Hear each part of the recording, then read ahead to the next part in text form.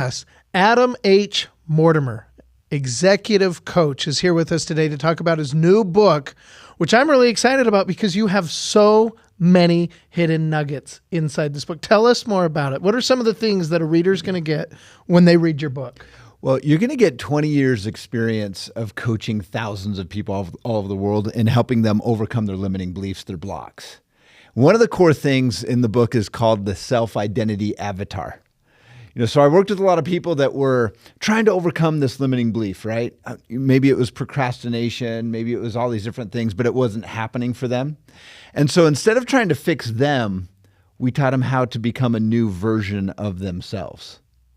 And so when you think about self-identity, for example, I will do a little thought experiment. All right. I'm ready. I like your thought experiments. I've done them with you several times. I'm ready. Okay, let's go.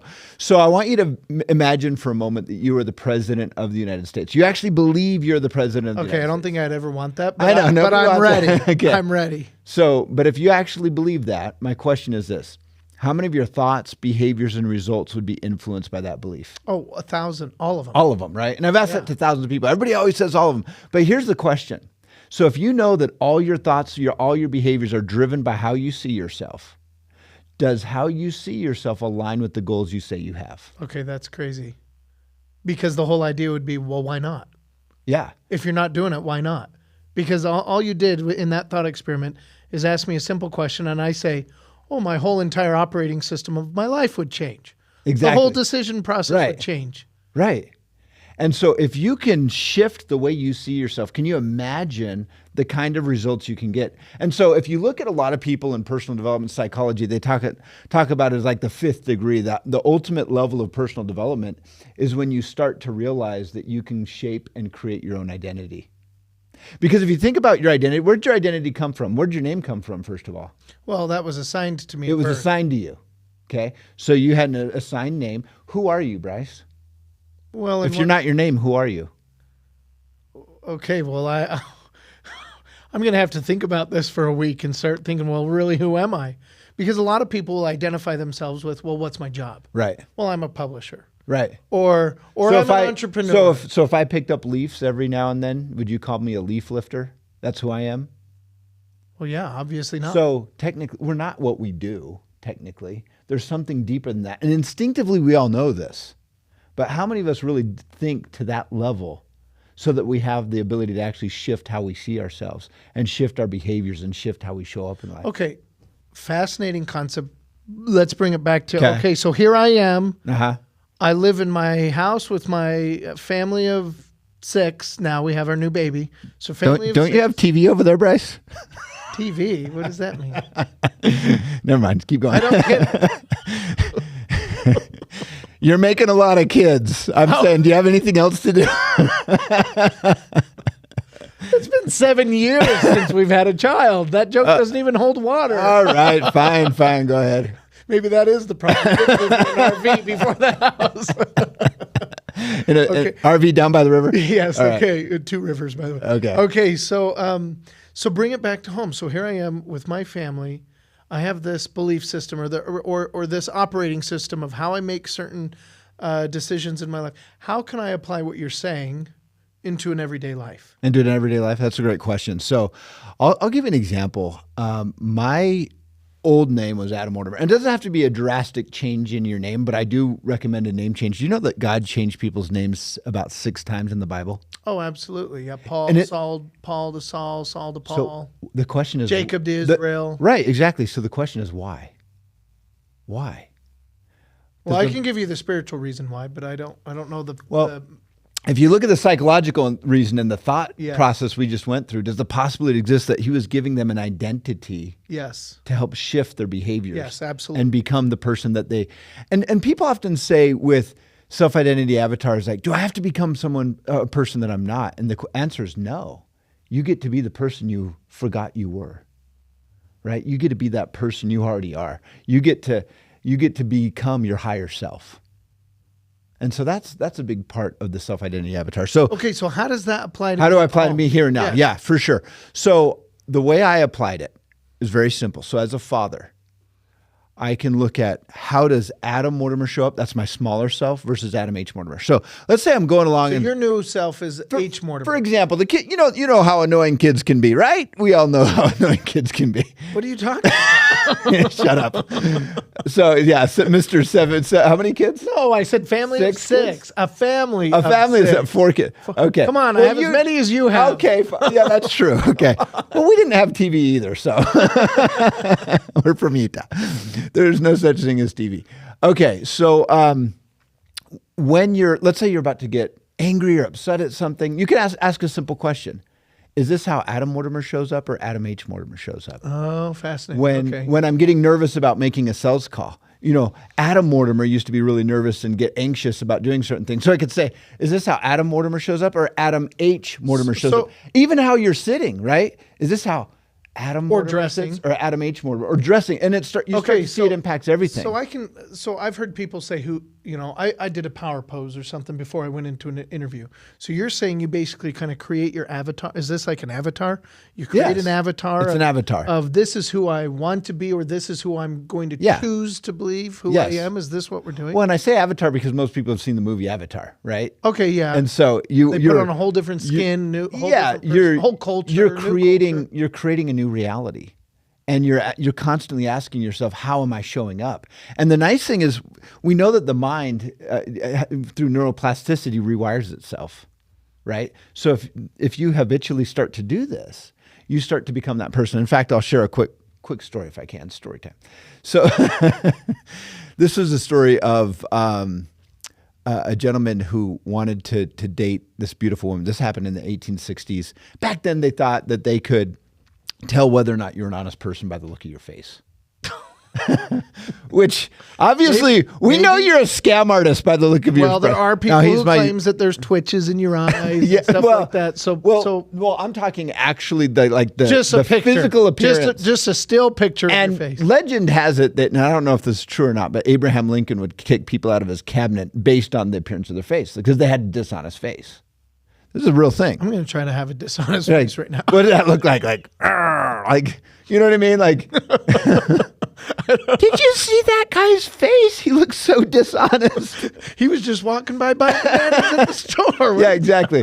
Okay. So it's this idea, this concept of, having this dishonest face or whatever. So this gang member in Chicago, right? He sees this beautiful woman move in town. And he is just awestruck with her beauty. And he tells his friends, he goes, I'm going to go make her my wife. And all his friends go, you're crazy. You've got a dishonest face. She would never go for you. And he said, you're right. I'm going to go create a mask. So he goes out and he hires the best mask maker, makes a mask, one of the best masks in the world, even down to the peach fuzz. They'd put in little peach fuzzes, right? Really detailed. Okay, so Anyway, he ends up marrying this woman. With his face. With the fake face. Okay. So he has this deep-seated fear, right? That she's going to find out. And if my gang members I have so much anxiety thinking of why is this guy doing this? Oh my gosh, don't do it. Anyway, so he does. And he ends up marrying her and they move out to a small cottage. Well, he actually starts to change his life, right? He legitimately starts to become this other person. A good person. Well, the gang members find out who it was. And they come to his house. And you know what happens when you leave a gang back then? Oh, they want to kill you. They want to kill you, yeah. So they see him out working in the garden. And they start pushing him and shoving him and beating him up. And, the wife comes running out. She's 8 months pregnant. She screams for them to stop. And they stop and look up and they say, this guy's a fraud. You don't know. You don't understand. This guy's terrible. And she goes, no, he's not. No, we'll prove it to you. So they pull the mask off. And line for line, peach fuzz for peach fuzz, the face molded him. The face underneath matched. And I love that metaphor when we talk about the self-identity avatar. Because we say, well, how do we do this? People say fake it till you make it, but a lot of people don't like the word fake. So wait, what did the gang members do? I mean, this is just the end of it. I want them out of there. So they cut his throat about a half a mile down the road. I'm just kidding. This is why I always want to know the end of the story. Anyway, they sliced his throat about a half mile down the road. No, they don't. No, they don't. They say we got the wrong guy. We got shock. We got the wrong guy. I'll let you add your own ending to that. We got the wrong guy. Oh, we thought this was someone else. It's funny. Nobody's ever asked me that. What's the end of the story? Well, I guess that's what you get when you work with the publisher. You're like, what's the end of the story? Okay. But yeah, that's so that's the idea is your identity is creating everything. And this is the biggest topic that nobody's really talking about. I mean, think about this. When was the last time you really thought about, hey, does my current self-identity and the belief system I'm in, is it really influencing my, how's it impacting my behaviors and how I show up today? Nobody talks about that. It's like the fish never questions the water that it swims in. And so my whole thing and the idea of the difference maker, the difference makers with an S, is to make plural, because you're saying I have a chance. Well, this is because I want to create people that not only use this for themselves, but they spread the message, right? Through life coaching or leadership in business or whatever it is they want to do. But this core concept is so valuable and so important in the fact that we have all these gurus out there and nobody's really training people on how to create a new identity. Because you can struggle with the old beat up version of you. And I've worked with people for, they've been in personal development for 40 years and they haven't changed. How sad is that? They haven't changed because they haven't changed how they see themselves. Drop that mic right now. That was good. Kind of a mic drop. Oh, come on. You're going to bust up all the sound. Sorry. Okay. Sorry. Anyway. So what's coming in my mind is this whole concept of, it feels like we're rewiring a subconscious mind here when you're taking on this new avatar. Because you're trying to look through life through a separate lens. Yeah. And you're trying to adopt that to become your own lens, your own life. So the story that comes to mind is like the whole idea of what you drive out on the road. Like, well, what car do you drive? You have, well, I know what you have because you're my brother, but I have a Hyundai Sonata. It's black and it's a limited edition. Mm-hmm. How many black Hyundai Sonatas are out there on the road that are black limited edition? Do you know? I don't know. Yeah. This is where this is coming in my mind because it's like, well, I own that, so that's part of my identity. And so when I get up in the morning, I'm not thinking I'm going to see all these black Hyundais on the road and notice them. But I just do. But you notice them. And I don't know why. Well, okay, so hold that thought because that brings up something interesting. So if you start to notice all the cars that look like yours, imagine when you adopt a success mindset, the type of people you're going to start noticing, the types of things. We call this a success consciousness, right? Your awareness level. And this actually, if you dive into it, it's your reticular activating system, your RAS, which actually activates a part of your brain that starts to notice things that you didn't notice before. So it makes me realize that if I don't own, quote unquote, success in my mindset, if I own victim mentality in my mindset, yes, or this is what I think my childhood caused in me, or this is whatever caused in me, and so this is just who I am, as you're saying. And that's a dangerous statement too. Be careful what follows I am, because whatever follows I am will follow you. But continue. Yeah, well, this is what I'm saying, that you could potentially get stuck in a victim mindset your whole life. Yeah. It's like here's what I've been thinking about this week, and you tell me if this ties in. So what goes around comes around. Or karma. Yeah. Yeah. So my thought process with that is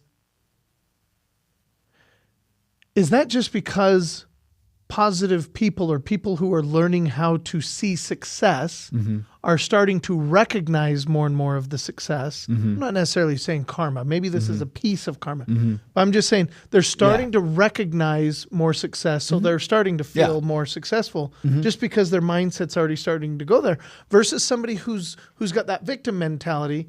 And boy, when they get a problem, they're going to dwell on that problem, make it worse, versus the other person who's successful may have the same amount of problems or even more problems. But it just like a duck just rolls off the back. Yeah. Like, is there anything to that? Like, is that totally? Because happening? I mean, absolutely. Because I mean, think of it the other way. You said I drive this certain car and I see it. I mean, and we're kind of comparing that to the success mentality. Well, imagine if you drove an old rusty car. You know, the opposite is true. You start to notice the other rusty cars that look like yours. And so it really is your level of awareness. And everybody's after one thing, because I've coached so many people and we say, well, what do you want? And everybody says what? What do you think the most common thing people say? Success, money. Money. Yeah. Right? That's the same thing. I want a good relationship. But how many people really dig deep and say why? Yeah, right. Why? Yeah. Or or I want money because. Right. Yeah. And so we call this asking why 7 layers deep, right? And this is very well known in the personal development space. 7 layers. 7 layers So deep. you'll go why? So why? I keep asking why, like I'm a 2-year-old kid annoying you, right? Why? Why do you do that? Okay. Why? So I can do that. So I ask. Let's role play for a minute. So, Okay. So what do you want in life? What do I want to? Okay. So I want to make an impact Why? because I feel like that's my life calling and purpose. Why? Because that makes me feel fulfilled. Okay. Why? So at that point, that fulfillment piece, once you get to an emotional payoff, you don't need to keep asking because. So you tricked me. Well, you can go 7 layers deep, but you can stop sooner. Because you're saying once you get to an emotional reason. Exactly. Then why'd you do that? Because sometimes it takes 7 layers. Okay. I'm trying to demonstrate. I wanted to see the 7 layers. Okay, you got 3 layers. But you get to an emotional payoff. That is the thing is everything that we're doing in life is because of an emotional payoff. Everything. You're doing what you do right now because there's an emotional payoff. Okay, I remember learning about this in high school where they said everything you do is because of an emotional payoff. Brushing your teeth. And I remember tying it's an emotional everything payoff into this. So yeah, and so there's way anyway. There we could go deep into that, but anyway. But we want to shift. So here's the next question I have for your book. Yeah. How do I become a difference maker? How do I look at that avatar and actually make it become me? Like, what's the actual exercise? What's the actual process? To build an avatar and to adopt the avatar. Okay. So asking the right questions. And it better be 3 easy steps. Okay, we'll break it down into 3 easy steps. If I had to break it down into 3 easy steps. And that's the thing. Everybody wants the simplified They version. want the spoon-fed version, of course. Spoon-fed version. But okay, we'll give you a spoon-fed version. But I think this would be really a powerful start. Ask yourself questions. Every time you show up, how am I showing up? Am I showing up as my higher self or am I showing up as my older self? Okay. Number 2 is question the limitations that come up.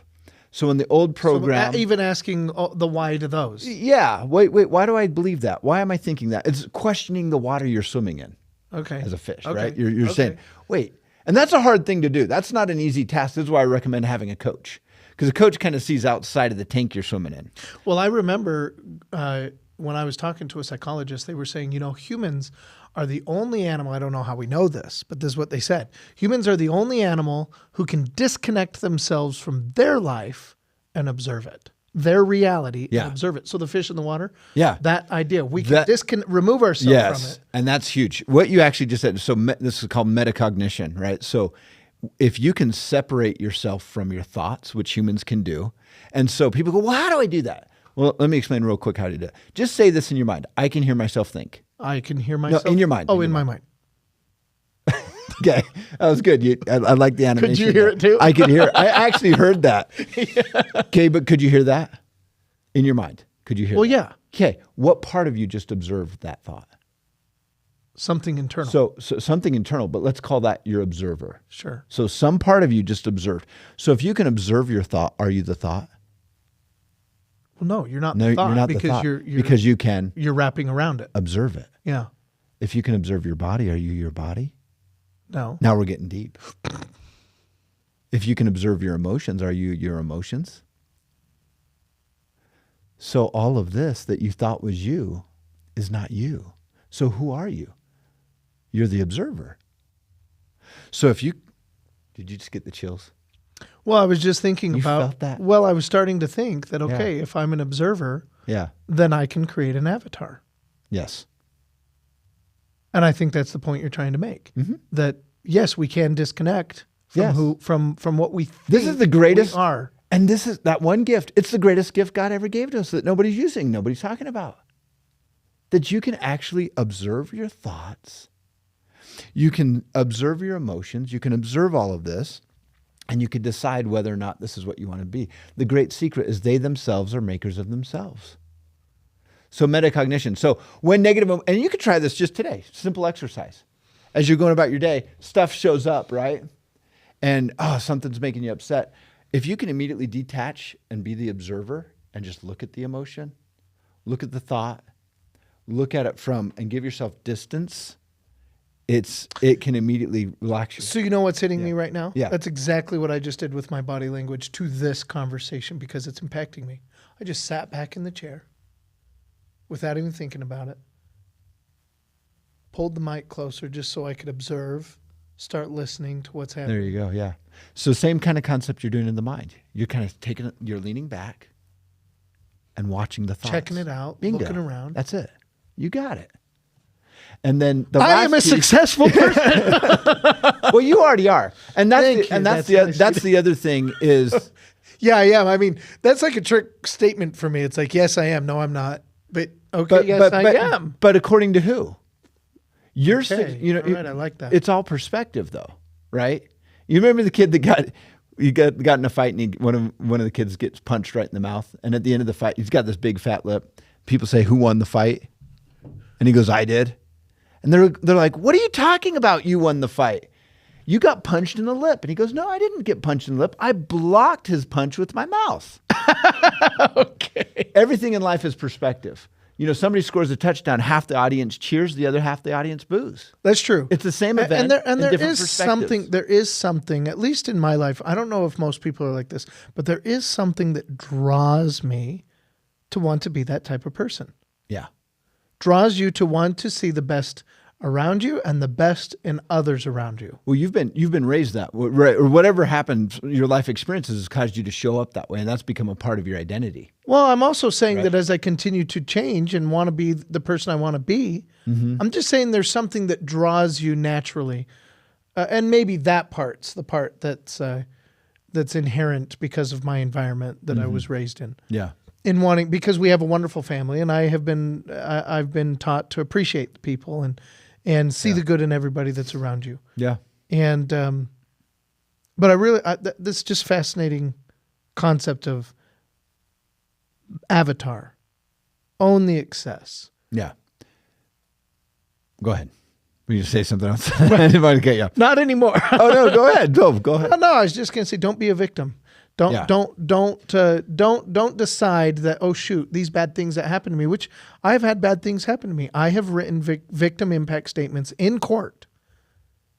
One, I put a plural on that, but in one case in court for the embezzlement that happened to me. That was not my choice, but that happened to me. Yeah.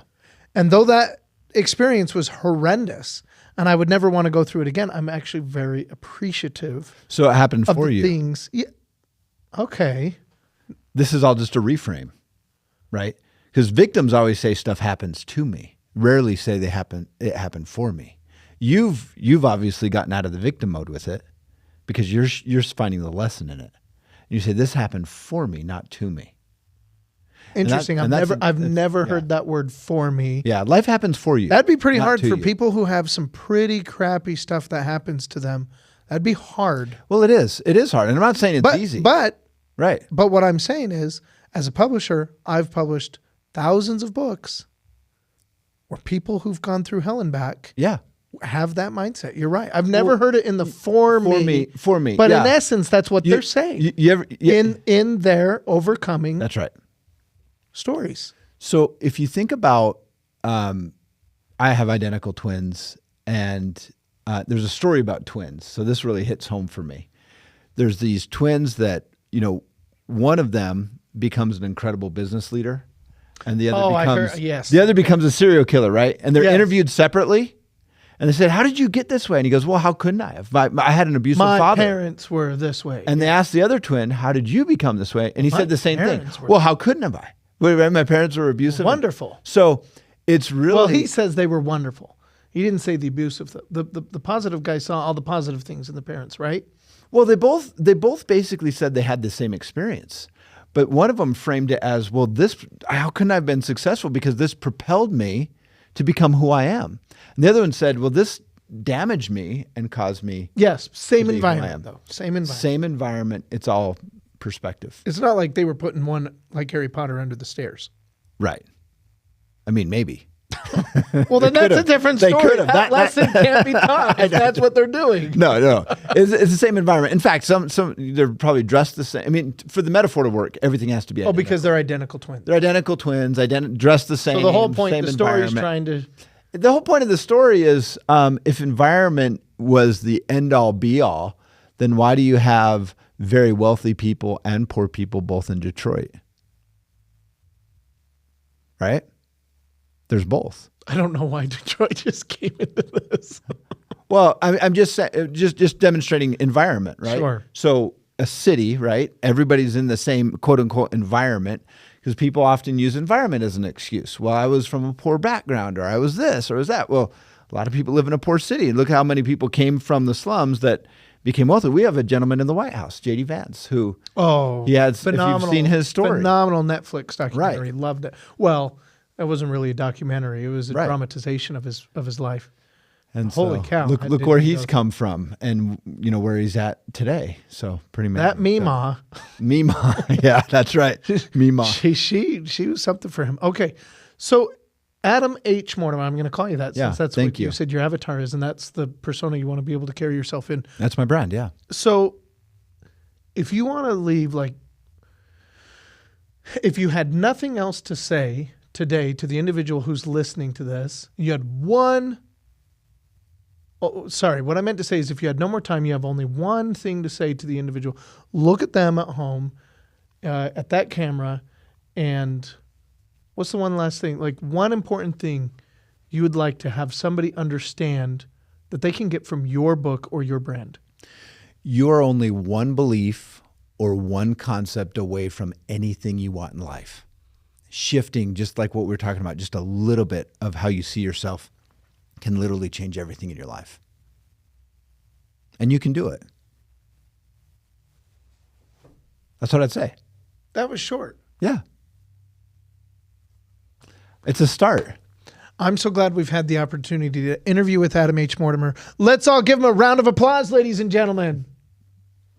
It'd be nice if there was a big... Yeah. Where's everybody? Is it just us in here? I thought we had a live studio audience. One day we will. That'd be cool. That's a good idea.